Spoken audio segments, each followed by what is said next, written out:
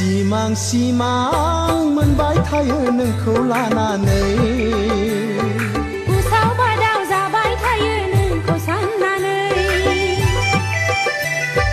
अनदोना रजे बिखा बुंजासे गासिबो नोंनि आंनो होना बुंखादो रजे निजोम समावनो आद्रा थानाय गोरबोनि खोथा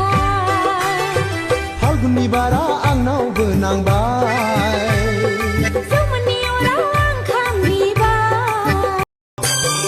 जानाय रुंदां मेगन बेरस्रां समायना गुफुर गावदांदां नों बिखाफ्रां दांदां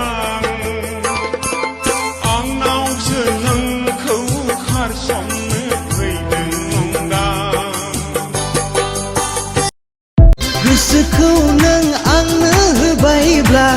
गोरबोखौ नों आंनो बावबायब्ला फैदो ना सना नों आंजों लोगोआ अननायनि देरालुनो सानैजों रायजो जानो सोमखोर हाजोनि बार जाना फोजोंबो आंनि उसाव गोरबो सुदेम निज्रानि दै जाना सुग्लायहोदो आंनि होदावरि गोसो सोमखोर